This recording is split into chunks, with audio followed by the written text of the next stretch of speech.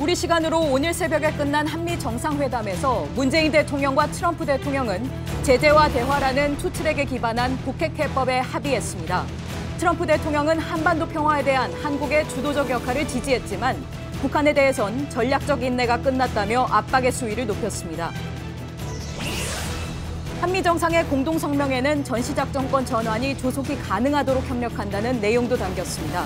문 대통령의 대선 공약이었던 전작권 임기 내 전환에 속도가 붙을 전망입니다. 한미 FTA를 두고는 두 나라의 입장이 엇갈렸습니다. 트럼프 대통령은 사실상 FTA 재협상을 요구하고 실제 재협상 추진에 나서는 모습이지만 문 대통령은 한미 FTA 효과에 대한 공동조사만 제의했습니다. 현대중공업 군산조선소가 수주 물량 감소 등을 이유로 오늘 가동을 멈췄습니다. 협력 업체들까지 줄도산하면서 지역 경제가 휘청거리고 있습니다. 내일 전국이 장마전선의 영향권에 들면서 최고 200mm의 비가 예상됩니다. 산사태와 상습 침수구역 등의 주의가 필요해 보입니다.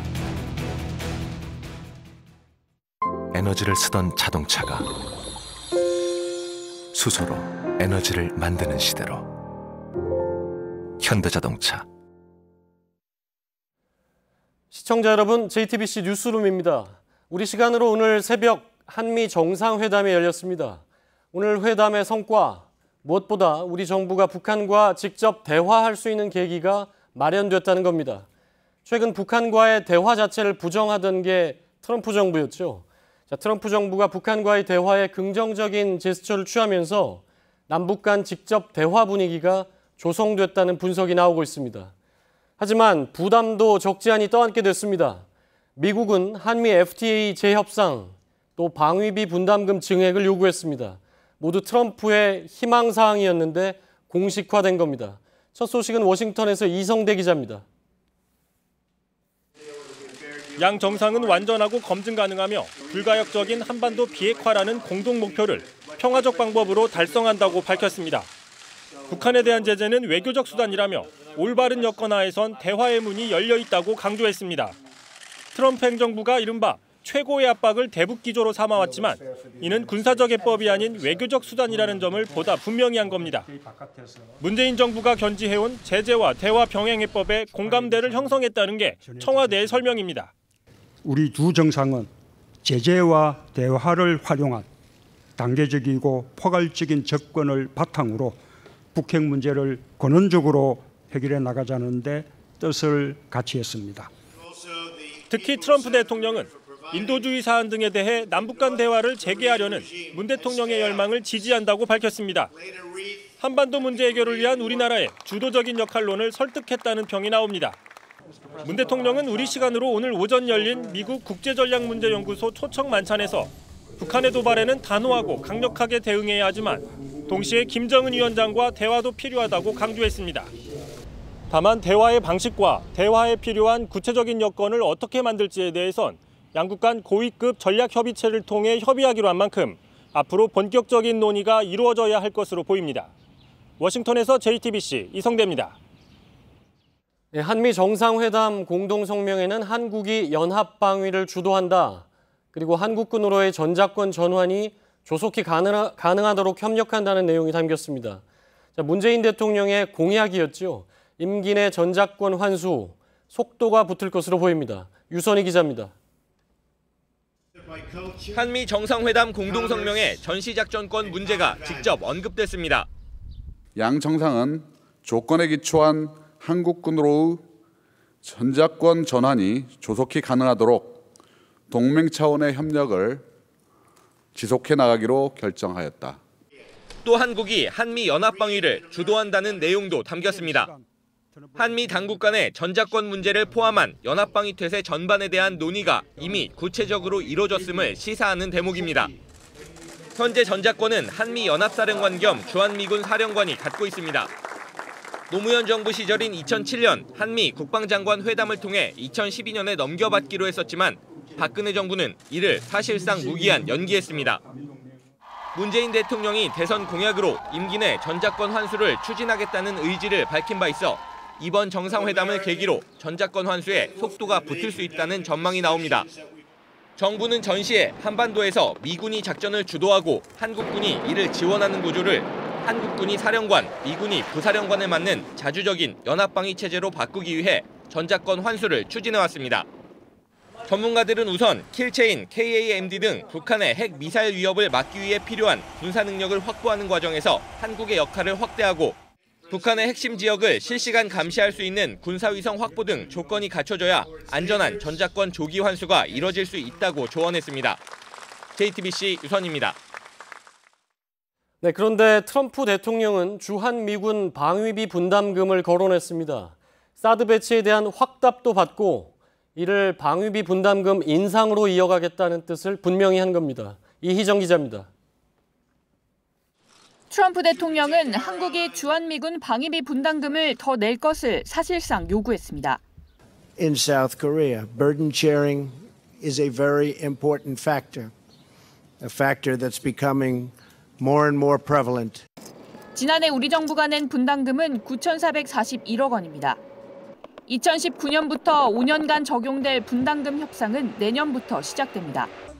사드 배치와 연계해 큰 폭의 방위비 분담금 인상을 요구하겠다는 뜻을 분명히 한 겁니다. 트럼프 대통령은 이미 지난 4월 로이터와의 인터뷰에서 사드 비용 10억 달러를 한국이 내야 한다고 주장한 바 있습니다. 문재인 대통령은 그러나 정상회담 이후 미 상원의 존 맥케인 군사위원장을 만난 자리에서 우리가 100억 달러가량을 들여 평택 미군 기지를 조성하고 있다며 이미 많은 비용을 부담하고 있음을 강조했습니다. 그러나 미국은 본격적인 협상에 앞서 방위비 분담금 인상을 지속적으로 요구할 가능성이 커 보입니다. 일각에서는 트럼프 대통령이 분담금 인상 요구를 무기 수출 등의 보다 큰 규모의 비즈니스를 위한 지렛대로 활용할 것이란 분석도 나옵니다. JTBC 이희정입니다. 자, 외교에서도 비즈니스 마인드가 분명한 게 트럼프 스타일이다. 이건 잘 알려진 얘기죠. 자, 한미 정상회담에서도 그런 점에서 계산기를 두드렸을 걸로 보이는데요. 자, 정치부 안희근 기자와 그 내용을 자세히 분석해 보겠습니다. 자, 안희근 기자, 우선 북한과 우리가 대화를 직접 할 수 있는 계기가 마련됐다. 이건 성과로 봐야 되겠죠? 네, 그렇습니다. 문재인 대통령은 일방적인 제재보다는 대화를 병행하는 해법의 필요성을 강조를 했는데요. 트럼프 대통령이 이 부분에 대해서 동의를 했다는 거고 정상회담 이후 문 대통령은 곧바로 이 부분을 강조를 했습니다. 전략국제문제연구소에서 한 연설 내용 들어보시죠. 동시에 김정은 위원장과 대화하는 것도 필요합니다. 그가 북한에서 핵 폐기를 결정할 수 있는 유일한 인물이기 때문입니다. 예, 그러니까 김정은과의 직접 대화를 이제 거론을 한 건데 미국에서. 자, 그런데 대화에도 이번에 전제가 붙기는 했죠. 네, 그렇습니다. 정상회담 공동성명 6개 항을 보면은요. 제2항에 북한과의 대화에는 올바른 여건이라는 전제가 붙었고 예. 한미는 외교 국방 2+2 장관 회의나 고위급 전략 협의체 등에서 이 같은 조건을 조율해 나가기로 했습니다. 북핵과 관련한 대화를 하더라도 한미 간 긴밀한 조율 속에서 진행해 나가자는 겁니다. 예, 그러니까 결국 큰 원칙에서 대화 재개의 어떤 발판을 마련한 건 성과인데 여전히 변수는 상당히 있다 이렇게 봐야 되겠군요. 네, 그렇기는 한데요. 정상회담 공동 성명을 보면은요. 예. 트럼프 대통령이 한반도 평화 통일 환경을 조성하기 위한 한국의 주도적 역할을 지지하고 인도적 사안 등 남북 간 대화를 재개하는 걸 지지한다. 이런 구체적인 내용이 들어가 있습니다. 예. 그러니까 단순한 선언적 의미는 아닌 거고요. 예. 특히 원비어 사망으로 북미 관계가 최악의 상황에 처한 가운데 일단 북한과의 대화에 대한 지지를 이끌어낸 것만 해도 예. 우리 정부로서는 상당한 성과로 볼 수 있는 부분입니다. 예. 트럼프 대통령 같은 경우 주고받기가 이제 철저한 스타일인데 이번에도 이런 내용을 우리가 끌어내기까지는 뭐 요구했던 것도 많았던 거죠. 네, 주한미군 방위비의 공평한 분담 문제를 지적했는데요. 예. 사실상 이 부분을 크게 끌어올려야 한다는 압박인 건데요. 돈 더 내라, 뭐 그렇습니다. 사실상 이렇게 얘기를 했다는 예. 거죠. 이 같은 언급은 미국 대선 과정에서도 민감하게 제기됐던 부분입니다. He said South Korea pays for 50% of the personnel costs for U.S. troops. How much percent? 50%. 50. Why not 100%?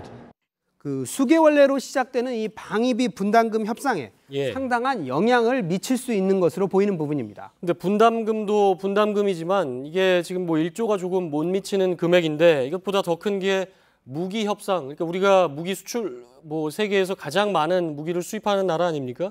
이 부분을 좀 더 지렛대로 활용하겠다 이런 얘기도 분석이 나오고 있지요. 네, 그렇습니다. 우리나라는 미국산 무기 최대 수입국인데요. 방위비와 무기는 아예 규모 자체가 다릅니다. 그렇기 때문에 이를 위해서 사드와 방위비 분담금 문제 등을 미리 깔아놓은 것 아니냐 이런 지적이 나오는 겁니다. 근데 북한과 이제 대화를 재개하기 위해서 미국을 설득하는 문제도 분명히 중요하지만 중국도 있지 않습니까? 근데 중국 같은 경우 사드를 우리가 사실상 확약을 해줬기 때문에 배치 문제를 상당히 자극이 될 것 같은데 어떻습니까? 최근 미국이 중국 단둥은행에 제재를 하겠다고 하면서 미국과 중국 간의 긴장 관계가 매우 고조되고 있는 상황인데요. 여기에 우리 정부가 사드 배치에 대한 사실상의 확약을 해주면서 우리 측은 유감 표명을 할 가능성이 커 보이는 상황입니다. 북한에 가장 큰 영향력을 미치는 나라가 중국이라는 점을 감안을 하면 한미 정상회담으로 이번에 대화에 나설 수 있는 계기는 어느 정도 마련을 했지만 한중 관계는 또 어떻게 풀 거냐 이 부분은 또 다른 중요한 숙제로 남게 된 겁니다. 그러니까 결국 성과도 분명히 있었지만 숙제도 남겼다. 자, 특히나 중국 부분이 그런데 중국 부분은 잠시 후에 그럼 살펴보기로 하겠습니다. 자, 정치부 안희근 기자였습니다. 자, 문재인 대통령이 정상회담에서 한미 동맹 그리고 남북 대화의 재개를 강조하고 싶었다면 트럼프 대통령이 원했던 건 뭘까요? 바로 FTA 재협상이었던 걸로 보입니다.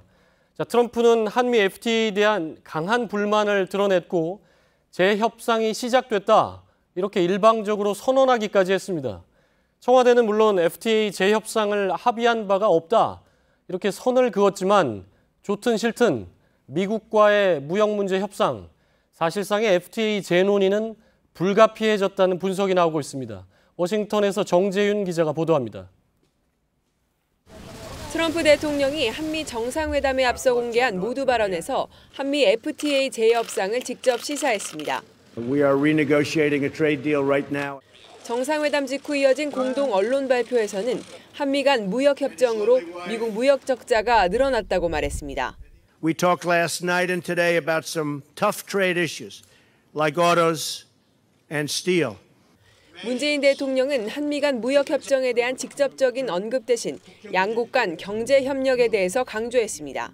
경제 성장과 일자리 창출을 통해 양국 국민 모두가 호혜적인 성과를 더 많이 누릴 수 있도록 함께 노력해 나가기로 했습니다. 공동 성명에는 철강 등 원자재의 전 세계적인 과잉 설비와 무역에 대한 비관세 장벽의 축소를 위해 함께 노력한다는 구체적인 내용이 포함됐습니다. 한미 양국 간의 무역 문제 논의가 본격 시작되면 미국 측의 FTA 재협상 요구와 압박은 더욱 거세질 걸로 보입니다. 워싱턴에서 JTBC 정재윤입니다. 네, 한미 FTA 문제 좀 더 들여다보기로 하겠습니다. FTA 재협상을 놓고 청와대와 백악관은 전혀 다른 입장을 내놓고 있습니다. 청와대가 한미 FTA 재협상은 합의된 바가 없다고 강조를 했지만 백악관은 재협상을 위한 위원회 구성에 들어갔습니다. 고석승 기자입니다.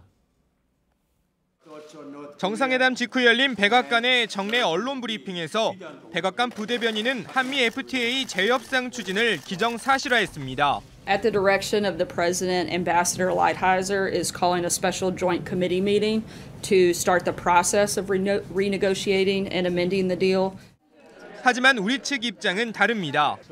청와대는 회담이 끝난 뒤 별도로 가진 기자회견에서 한미 FTA 재협상 논의에 선을 그었습니다.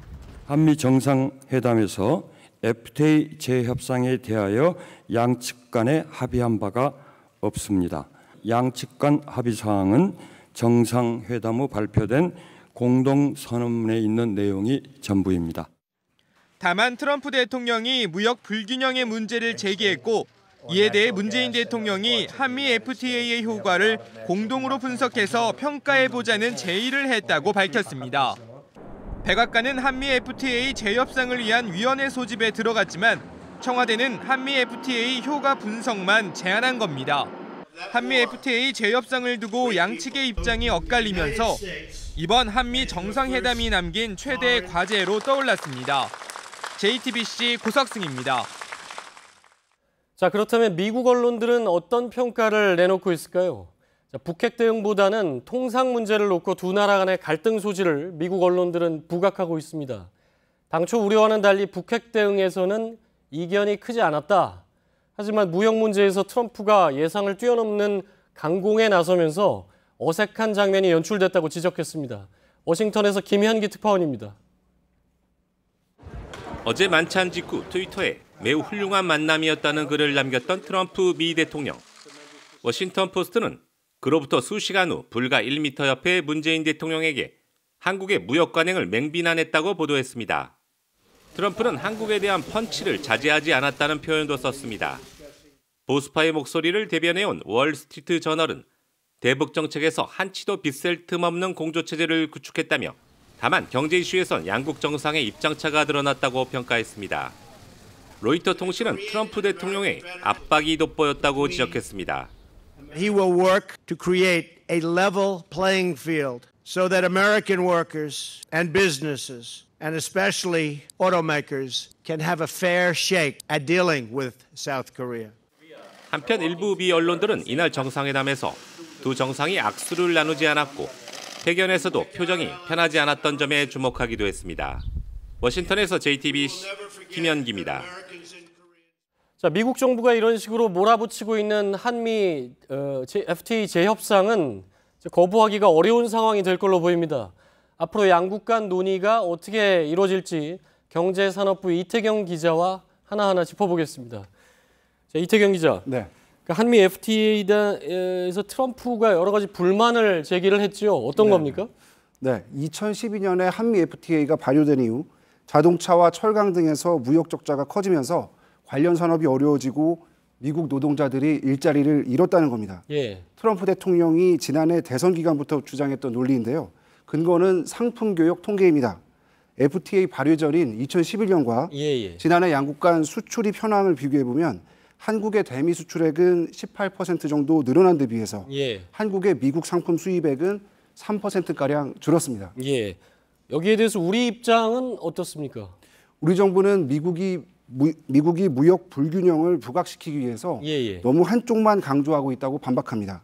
우선 상품 교역에선 한국의 수출이 늘었지만 여행, 유학 비용이나 지적 재산권 사용료 같은 서비스 교역에선 FTA 발효 후 한국의 수입액이 오히려 늘었습니다. 이와 함께 정부는 방위 산업의 특성상 공식 무역 통계로 잡히진 않지만 한국이 미국산 무기를 많이 사들이는 국가라는 점도 감안해야 한다는 입장입니다. 예. 근데 미국 언론을 보면 트럼프의 공세가 상당했다, 예상보다 수위가 높았다, 이런 지적을 하고 있지 않습니까? 네. 우리 정부에서는 이 정도 수준의 압박, 이게 예상을 못했던 겁니까? 네. 명분보다 실리를 중시하는 트럼프 특유의 승부사 기질을 고려할 때 강한 수위의 압박에 대해서도 사실 대비를 했으면 어땠을까 하는 아쉬움이 듭니다. 다만 갑작스레 출범한 정부이다 보니 아직 통상 라인이 구성되지 않은 점을 감안해야 합니다. 산업통상자원부 장관이 지명되지 않은 데다가 신설하기로 한 통상교섭본부장도 정부조직법 개정안의 국회 통과가 늦어지면서 임명을 하지 못하고 있습니다.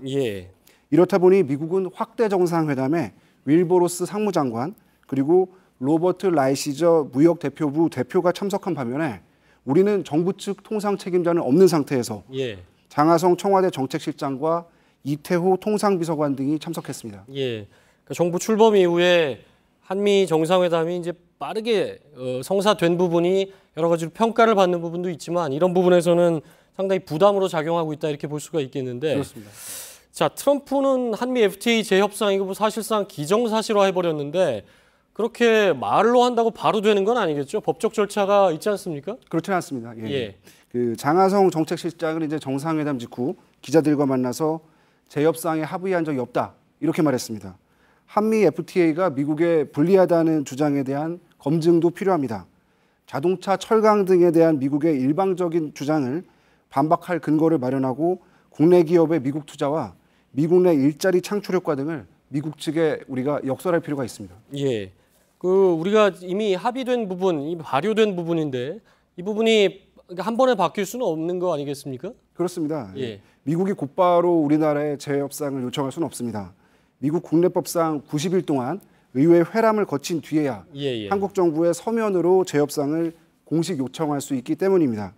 이를 감안하면 우리로서는 우선 통상 라인을 정비한 다음에 재협상이 수면 위로 떠오를 때 그때를 대비해서 치밀한 전략을 세워야 할 것으로 보입니다. 그러니까 한미 FTA 재협상 요구가 당초 예상보다 수위가 상당히 높게 나왔고 네네. 미국 정부는 기정사실화 해버렸는데 앞으로 이제 논의가 불가피해졌기 때문에 여기에 네네. 대한 대비가 좀 충분히 있어야 된다. 이런 지적이군요. 그렇습니다. 경제산업부의 이태경 기자였습니다. 자, 한미 정상회담 이후 이제 관심은 한중 관계입니다. 자, 문재인 대통령과 시진핑 중국 국가 주석 이번 주 독일에서 바로 만날 것으로 보이는데 자, 문 대통령 방미의 결과물이 고스란히 부담으로 돌아올 가능성이 제기되고 있습니다. 베이징에서 신경진 특파원입니다. 한미 정상회담을 마친 문재인 대통령은 곧바로 오는 5일 주요 20개국 정상회담 참석을 위해 독일로 출국합니다. 6일까지 머무는 베를린에서 앙겔라 메르켈 총리와 한독 정상회담을 가진 뒤 G20이 열리는 함부르크로 이동할 예정입니다. 시진핑 중국 국가주석도 4일부터 6일까지 독일 베를린을 국빈 방문합니다. 소식통에 따르면 한중 정상이 5일이나 6일 베를린에서 첫 정상회담을 할 것으로 알려졌습니다. 이미 조율도 2차례 이루어졌습니다. 지난달 20일에는 임성남 제1차관이 장혜수의 중국 외교부 상무부장과 28일에는 이해찬 전 총리가 왕이 외교부장과 베이징에서 비공식 만찬을 갖고 의제와 공동성명 문안 등을 최종 조율한 것으로 전해졌습니다. 정권이 바뀐 뒤 첫 한중 정상회담이 양국이 아닌 제3국에서 개최되는 것은 이번이 처음입니다. 초점은 사드에 맞춰지고 있습니다. 배치 철회를 요구하는 중국과 경제제재 해제를 요구하는 한국이 어떤 절충점에 합의할 수 있을지가 관건입니다. 미국이 단둥은행을 북한 돈 세탁 창구라며 제재하자 중국이 대북 공조가 어려워질 것이라고 봤으면서 미중 관계가 악화되고 있는 국면에서 한중 정상이 새로운 북핵 해법을 마련할 수 있을지도 주목됩니다. 베이징에서 JTBC 신경진입니다. 네, 이번엔 국민의당 제보 조작 사건 속보입니다. 검찰은 이르면 다음 주 초 이준서 전 최고위원을 소환할 예정입니다. 이를 위해 압수물 분석을 오늘 안에 끝낸다는 계획인데요. 서울 남부지검에 나가 있는 취재기자 연결해보죠. 최승기 기자, 검찰이 오늘도 이유미 씨를 불러 조사하고 있죠. 오늘 조사는 어떤 내용입니까? 네, 검찰은 오늘 오후 2시 이 씨를 다시 불러 조사하고 있습니다. 진술 내용은 크게 바뀐 것이 없는 것으로 파악이 되고 있는데요. 제보 조작 혐의는 인정하지만 혼자서 한 게 아니라 윗선에 개입이 있었다는 초기 진술을 고수하고 있습니다. 검찰은 오늘 중에는 이 씨 외에 다른 참고인 등의 소환 조사는 없을 것이라고 밝혔는데요. 윗선으로 지목된 이준서 전 최고위원의 주거지에서 확보한 PC와 컴퓨터 등 압수물 분석을 오늘 안에 마무리할 계획입니다. 네, 이유미 씨가 제보자로 지목했던 또 다른 파슨스 스쿨 졸업자에 대해서 검찰이 출석을 요구했다고요? 네, 그렇습니다. 이유미 씨가 당에 제출한 카카오톡 대화 내용엔 이 씨 지인인 파슨스 졸업자 2명이 등장합니다. 검찰은 지난달 28일 이 가운데 한 명인 김모 씨를 조사했습니다. 어제는 또 다른 인물인 박모 씨의 소재를 파악하고 출석 요구를 했는데요. 박 씨가 개인적인 사정을 들어 출석하기 어렵다고 통보했습니다. 검찰은 조만간 박 씨를 참고인 신분으로 다시 부를 계획입니다. 다만 검찰은 박 씨 역시 김 씨처럼 문준용 씨와 알지 못하는 사이인 것으로 파악하고 있습니다. 네, 당 지도부는 여전히 조작 사실을 몰랐다는 입장인데요. 이준서 전 최고위원도 곧 소환될 것으로 보인다면서요? 네, 검찰은 이준서 전 최고위원의 휴대전화 등 압수물 분석 결과를 본 뒤에 추가 소환자를 출연할 계획입니다. 일단 이 전 최고위원을 소환하는 건 빠르면 모레 월요일쯤이 될 것으로 보입니다. 수사의 순서를 보면 이유미 씨와 이 전 위원과의 공모 여부부터 살펴볼 계획이고요. 이후 보고가 어디까지 됐는지, 당 안에 또 다른 조력자가 있는지 등을 차근차근 조사할 계획입니다. 이와 관련해 검찰 관계자는 이 최고위원에게 직접이든 간접이든 보고를 받았던 지도부라면 한 번쯤은 경위를 파악해볼 필요가 있지 않겠느냐고 말했습니다. 네, 남부지검에서 최승기 기자였습니다. 네, 국민의당이 제보 조작 사건을 스스로 고백한 지 엿새째입니다. 당사자인 이유미 씨는 안철수 전 대표에게 구명 문자 메시지를 보낸 사실이 추가로 드러났습니다. 안 전 대표는 무슨 뜻인지 몰라서 답장을 안 했다고 말한 것으로 전해졌습니다. 조익신 기자입니다. 이유미 씨가 지난 25일 안철수 전 국민의당 대표에게 보낸 것으로 알려진 문자 메시지입니다. 고소 취하를 부탁드린다. 구속당한다니 너무 두렵고 죽고 싶다는 내용이 담겨 있습니다. 국민의당 진상조사단은 안 전 대표와 통화를 통해 문자 메시지 내용이 사실이란 점을 확인했습니다. 국민의당 측은 안 전 대표가 메시지의 취지를 알지 못해 답장을 하지 않았다고 밝혔다고 전했습니다. 조작 사실은 몰랐고 왜 이런 문자를 보냈는지도 알지 못했다는 겁니다. 앞서 이용주 전 공명선거 추진단장은 지난 25일 관련 내용을 안 전 대표에게 보고했다고 밝혔습니다. 이 씨가 안 전 대표에게 문자를 보낸 바로 그날입니다. 보고를 받기 전에 문자를 받았다고 해도 어떤 취지인지 몰랐다는 건 쉽게 납득이 가지 않는 해명입니다. 진상조사단 측은 안 전 대표에 대한 대면 조사가 곧 이뤄질 것임을 시사했습니다. 안 전 대표가 엿새째 제보 조작 사건에 대해 침묵하고 있는 가운데 직접 해명해야 할 의혹은 계속 늘어가고 있습니다. JTBC 조익신입니다. 네, 현대중공업의 군산조선소가 오늘 문을 닫았습니다. 조선소가 들어선 지 7년여 만인데요. 지역 상권이 무너지면서 파장이 심각합니다. 중소조선사들도 불황의 늪에서 빠져나오지 못하고 있습니다. 정진명 기자입니다. 1650톤급 골리앗 크레인이 멈춰섰습니다. 노동자들이 바쁘게 움직였던 현장은 인적이 끊겼습니다. 선박건조 물량 부족으로 현대중공업이 군산조선소의 가동 중지를 결정한 겁니다. 직원 4천여 명은 일자리를 잃었습니다. 경제적인 어려움이 좀 있어요, 나도. 내 주변에 있는 사람들이 참 볼빨리 다 헤어졌지. 군산조선소는 그동안 전북 수출의 10분의 1, 군산 수출의 4분의 1을 차지하며 지역 경제의 가장 큰 축을 맡고 있었습니다. 하지만 오늘 가동을 멈추면서 지역 상권도 직격탄을 맞았습니다. 이런 상태가 한 2, 3개월 지속된다면 아마 반절 이상은 문 닫지 않나. 불황 속에서도 어렵게 수주를 한 중소조선사들은 뜻밖의 암초를 만났습니다. 배를 건조해 선사에 넘겨줄 때까지 보증을 서주는 선수금 환급 보증, RG를 금융권에서 받지 못해 물량을 확보하고도 작업을 못하는 겁니다. 이 때문에 수주를 하고도 배를 포기해야 하거나 최종 계약 무산의 책임을 져야 하는 처지에 몰리기도 합니다. 올해 금융권의 중소조선사 대상 RG 발급은 전체 실적의 1%에 불과합니다. 위약금 부분에 그 압박을 받게 돼서 결국은 회사가 도산해야 되는 그런 위기까지 와가지고 있습니다. 지역 경제가 흔들리고 중소조선소의 줄도산 우려 등 조선업 불황의 여파는 계속되고 있습니다. JTBC 정진명입니다. 네, 이런 상황에서 대형 조선소들은 최근 잇따라 수주에 성공해 바닥을 쳤다는 분석이 나옵니다. 하지만 한 걸음 더 들어가 보면 협력업체들은 이미 회생불능 상태입니다. 이어서 구석찬 기자입니다. 대우조선과 삼성, 현대중공업 등 이른바 조선업계 빅3의 빈 도크가 다시 차고 있습니다. 유럽과 북미에서 잇따라 수주에 성공하며 작업 물량을 확보한 겁니다. 하지만 협력업체들은 이미 줄도산의 늪에 빠져버렸습니다. 책임 떠넘기기식의 구조조정과 단가 후려치기에 올해만 200여 곳이 문을 닫을 전망입니다. 실제로 동남권 조선업 벨트의 체불 임금은 1,000억 원에 육박하고 있습니다.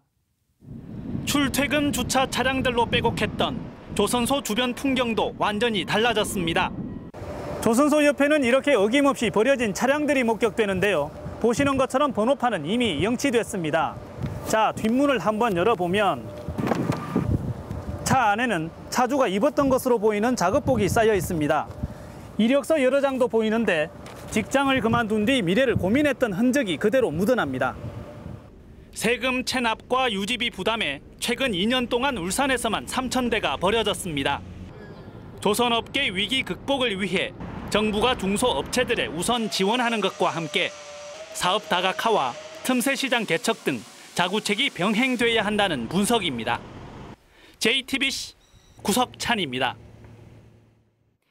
네, 얼마 전 미국 조지아주의 애틀랜타에 세우려다 무산된 평화의 소녀상을 기억하실 겁니다. 일본의 집요한 방해가 있었는데요. 여기에 굴하지 않고 소녀상이 마침내 애틀랜타 옆 도시에 세워졌습니다. 심재호 특파원입니다. 인구 5만의 조지아주 소도시 브룩헤이븐의 한 공원. 노란 장막을 걷어내자 입술을 굳게 담은 평화의 소녀상이 모습을 드러냅니다. 촉촉하게 비까지 내려 보는 이의 마음을 뭉클하게 합니다. 위안부 피해자인 강일출 할머니가 소녀상을 쓰다듬습니다. 말할 수 없는 기쁨이 왔어요. 그리고 우리 후세들이 다시도 우리 트렁한테 당해야 돼요. 이번 소녀상은 일본의 극렬한 반대를 극복하고 설치됐습니다. 지난달 브룩헤이븐 시의회가 만장일치로 소녀상 설치를 의결하자 시노즈카 다카시 일본 애틀랜타 총영사는 위안부를 매춘부라고 폄훼하는 망언을 쏟아냈습니다. 일본 극우 세력은 시의회에 매일 항의 전화를 걸며 조직적으로 방해 공작을 펼쳤습니다. The city of Brookhaven is proud to join a growing list of progressive cities around the world that have installed this memorial to recognize the comfort women and encourage other cities to join us in the strong public stance. 소녀상 건립위와 한인단체들은 일본 정부가 진정한 사과의 뜻을 밝힐 때까지 애틀랜타 도심을 비롯해 다른 대도시에도 계속 소녀상을 세워나갈 계획입니다.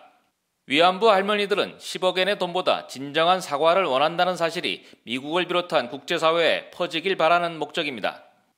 브룩헤이븐의 소녀상이 2015년 위안부 합의를 사문화시키는 신호탄이 될지 주목됩니다. 뉴욕에서 JTBC 심재호입니다.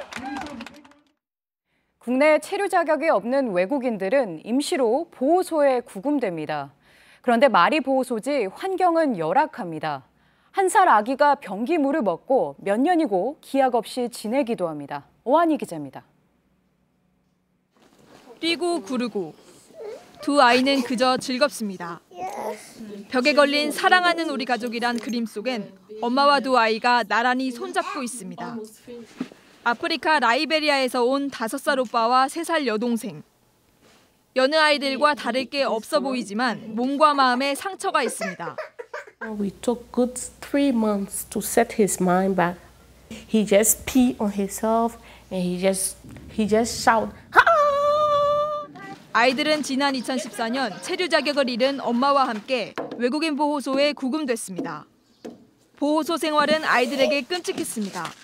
Will like be worrying and make them afraid because in the prison they have the baths, the prison baths where they have big locks. 아이가 아파도 병원은 갈 수 없었고 위생 상태도 엉망이었습니다.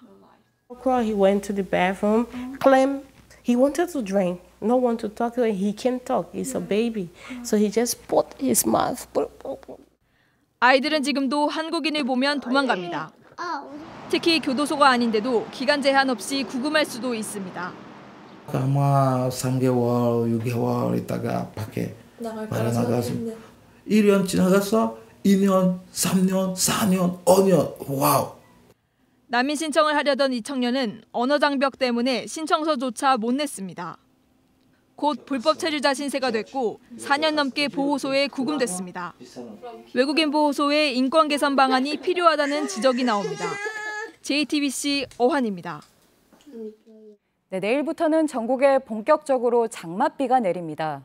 모레까지 최고 200mm가 넘는 비가 쏟아질 것으로 보여 주의하셔야겠습니다. 유한우 기자입니다.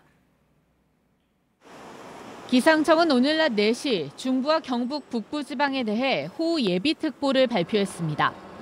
내일 밤부터 모레 아침 사이 이들 지역에 12시간 동안 110mm 이상의 많은 비가 예상되기 때문입니다. 장맛비는 모레까지 서울과 경기도, 영서에 최대 150mm, 많은 곳은 200mm 이상 내리겠습니다. 충남과 충북 경북 북부에도 50에서 100mm, 일부 지역에는 150mm 이상의 폭우가 내릴 전망입니다. 곳에 따라 시간당 30mm 이상의 집중호우가 예보돼 있어 각별한 주의가 필요합니다. 밭이나 하수구가 넘치기 시작하고 홍수나 침수 같은 비 피해 위험도 매우 높기 때문입니다. 이렇게 집중호우가 예보됐을 때에는 집 주변 배수구나 빗물바지 등을 반드시 미리 점검해야 합니다. 침수 피해가 우려되는 가정은 무료로 역류 방지 시설이나 물막이판을 설치해달라고 주민센터 등에 연락하면 됩니다. 기상청은 장마 전선의 영향으로 5일까지 전국에 비가 내리고 주 후반에도 남부와 중부에 차례대로 비 소식이 있을 것으로 내다봤습니다. JTBC 유한울입니다. 홍콩을 방문 중인 시진핑 중국 국가주석이 홍콩을 이용해 중국을 파괴하는 행위를 용납하지 않겠다고 밝혔습니다.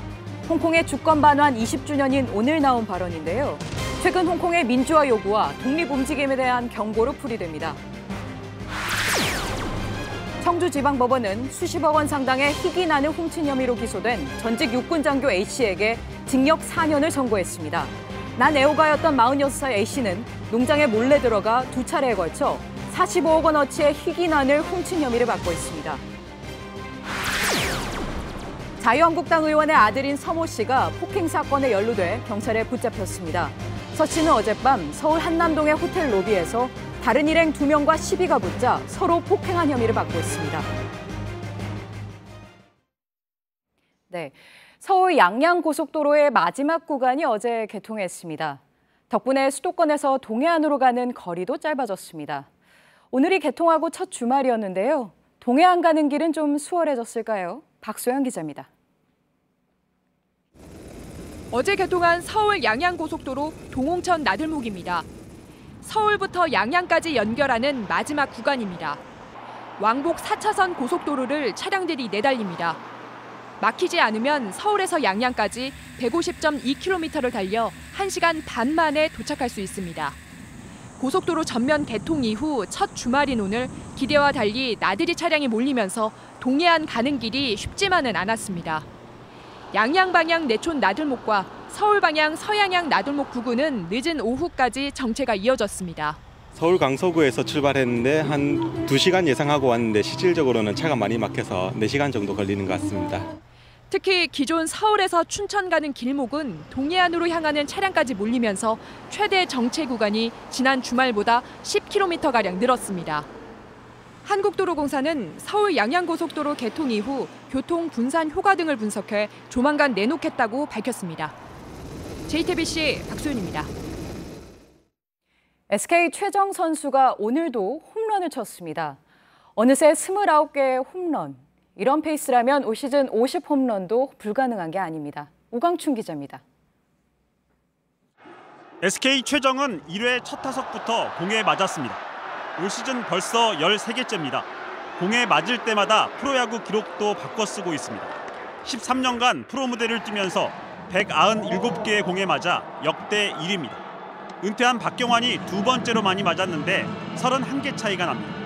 최정은 타석에 바짝 붙어서 투수의 공을 최대한 몸 가까이 놓고 타격하는 스타일입니다. 공을 두려워하지 않고 적극적으로 방망이를 휘두르는데 그게 많은 홈런으로 연결되고 있습니다. 그 효과는 6회 3번째 타석에서 그대로 입증됐습니다. 삼성 우규민의 변화구를 받아쳐 왼쪽 담장을 넘겼습니다.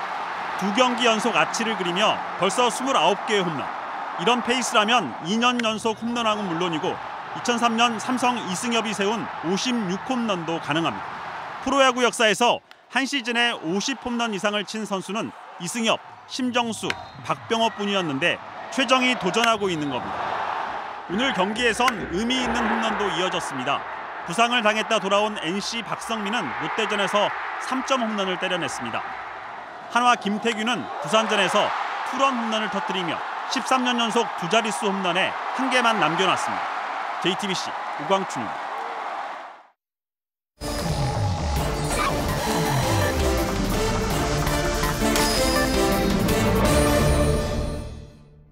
비하인드 뉴스 순서입니다. 오늘은 팩트체크 겸 비하인드 성격이 될 것 같은데요. 오늘 트럼프 대통령이 내놨던 주장들, 특히나 FTA 관련해서 내놓은 주장들이 사실과 좀 다른 부분들이 적지 않다는 지적이 있어서 그 배경 그리고 사실 여부를 좀 따져보겠습니다. 정치부 김혜미 기자가 나와 있습니다. 네. 자, 김혜미 기자. 네. 첫 번째 키워드를 어떻게 잡았습니까? 네, 첫 번째 키워드는요. 소개해 주신 것처럼 논란의 트럼프 셈법입니다. 트럼프 미국 대통령이 오늘 정상회담 곳곳에서 한미 FTA에 대한 불만을 드러냈습니다. 일단 그 모습을 함께 보시죠. It's been a rough deal for the United States. Not exactly a great deal. 예. 사실 미국 언론에서도 좀 당황스럽다 할 정도로 이제 강하게 나갔는데 네네. 구체적인 언급을 보면 이게 팩트하고 좀 다른 부분이 꽤 있죠. 네, 오늘 그 트럼프 대통령이 정상회담 뒤에요. 예. 공동 기자회견 자리에서 이제 몇 가지를 좀 구체적으로 언급하면서 이야기를 했는데 하나하나 좀 사실관계를 따져볼 필요가 있습니다. 예. 일단 첫 번째로 트럼프 대통령이 이런 말을 했습니다. 한미 FTA가 협정이 체결된 이래로 예. 미국의 무역 적자가 증가했다. 이렇게 말을 했는데요. 찾아보니까 2012년 한미 FTA 발효 이후에 예. 실제로 적자가 늘어난 건 맞습니다. 예. 그런데요, 또 다른 자료가 있는데 그 국제무역위원회에서 낸 자료를 보면요. 만약에 이런 FTA, 한미 FTA가 없었다라고 한다면 더 많은 적자가 났을 것이다. 이런 자료도 있습니다. 그러니까 FTA와 무관하다. 이렇게 볼 수 있는 자료군요. 자동차, 철강 이런 분야들은 구체적으로 콕 찍어서 아주 얘기를 했었죠. 네. 트럼프 대통령이 또 이런 말을 했거든요. 예. 보시면은 미국 자동차 제조업체들이 공정하게 한국에서 경쟁을 할 수 있어야 한다 이런 이야기인데 예. 결과적으로 무역 장벽이 높아서 지금 공정하지가 않다 이런 얘기입니다. 그런데 한미 FTA를 체결할 때 당시에 어떻게 약속을 했냐면요. 미국 자동차의 한국 수입 관세는 즉시 8%에서 4%로 내리고 그리고 미국에 수출하는 한국차의 관세는 4년 있다 내리기로 이렇게 약속을 했습니다. 그럼 어떻게 됐냐? 결과는 보시는 것처럼 그 관세가 오히려 줄어든 그러니까 관세가 폐지된 이후에 예. 저희의 그 미국 수출은 줄었습니다. 예. 그리고 계속 줄어드는 추세이고요. 그렇군요. 네.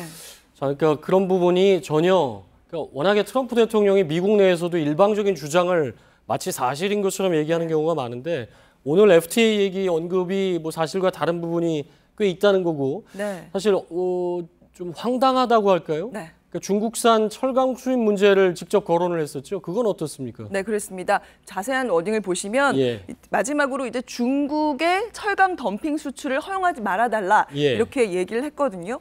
근데 이 주문을 왜 했냐라고 하면 이 중국산의 철강 제품이 한국을 경유해서 이제 미국으로 들어와서 미국 시장에 피해를 입히고 있다 이런 건데요. 예. 사실 우리 정부에서 확인을 해보니까 한국을 거쳐서 들어가는 건 극히 일부분이다 이런 입장을 또 우리 정부에서도 밝혔습니다. 예. 그래서 또 이런 부분들도 어쨌든 팩트 체크가 필요하다라는 의견이 있고요. 그리고 대통령이 직접 이런 문제까지 언급해가면서 예. 정상회담에서 거론하는 건 좀 이례적이다. 예. 그래서 좀 무역 대표부 회담 같은 그런 일이다라는 지적들도 나왔습니다. 정상회담이 아니라. 네. 그러니까 FTA 문제는 미국 측이 백악관에서 네. 이미 특별위원회 구성했다, 시작됐다 이렇게 얘기를 하기 때문에 압박을 계속할 텐데 네. 저런 팩트들을 당연히 우리가 준비를 해서 대응을 그렇죠. 하겠죠. 예, 그렇습니다. 자, 다음 키워드 볼까요? 네, 다음 키워드는 결백의 메시지입니다. 예. 앞서 리포트에서도 전해드렸지만 국민의당의 제보 조작 사건 여진이 계속 이어지고 있는 상황입니다. 그래서 당시 선대위원장이었던 박지원 전 국민의당 대표가 자신을 둘러싼 의혹이 계속 커지니까 페이스북에 오늘 또 글을 하나 남겼습니다. 예. 조작 음모에 관여했다고 하면 예. 추미애 대표에게 제 목을 내놓을 테니까 검찰 수사를 지켜보고 만약에 관련이 없다라고 하면 뭘 하겠느냐, 뭘 예. 내놓을 거냐 이런 메시지를 남겼습니다. 그렇군요. 네. 근데 목을 내놓으라고 한 사람은 없던 걸로 아는데 네. 왜 이런 얘기를 한 겁니까? 네, 며칠 전에 추미애 대표가 예. 공식 회의에서 한 말 때문인데요. 당시 그 이준서 씨가 사전에 박지원 전 대표에게 관련 내용이 담긴 메시지를 보냈는데 예. 박 전 대표가 이를 확인하지 못했다. 이런 국민의당 발표가 있었던 바로 그 다음 날 한 얘기입니다. 한번 들어보시죠. 예. 어제의 발표는 결국 박지원 상임 선대위원장으로 향하는 의혹의 시선을 차단하겠다는 의도가 너무 뻔했습니다.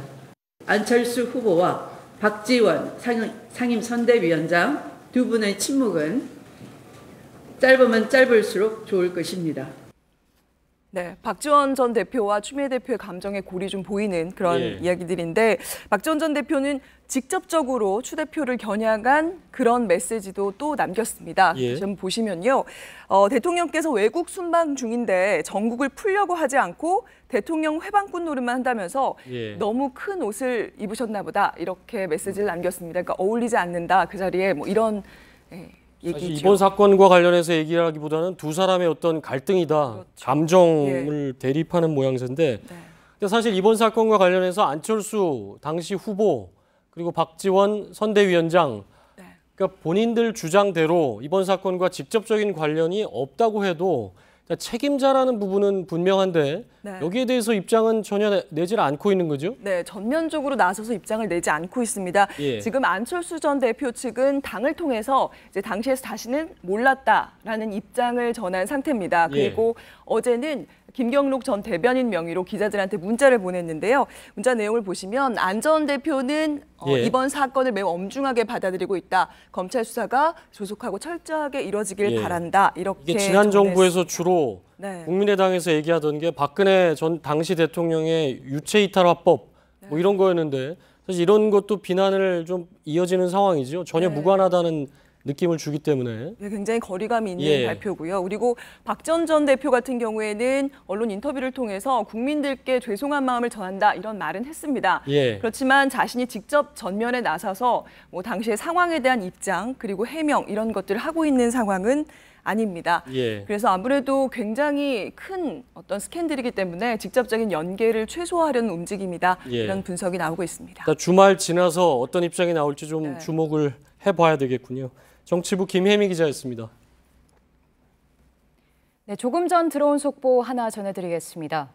오늘 오후 북한 주민 5명이 탄 선박 한 척이 동해 북방 한계선을 넘어왔습니다. 선박에는 남성 4명, 여성 1명이 타고 있었는데요. 모두 귀순 의사를 표명한 것으로 전해졌습니다. 해경은 관련 경위를 파악하고 있습니다. 네, 날씨입니다. 내일부터 장맛비가 전국으로 확대돼 유의하셔야겠습니다. 내일 기온은 조금 내려가겠는데요. 낮에는 대부분 지역이 30도를 밑돌겠습니다. JTBC 뉴스룸을 마치겠습니다. 시청해주신 여러분 고맙습니다.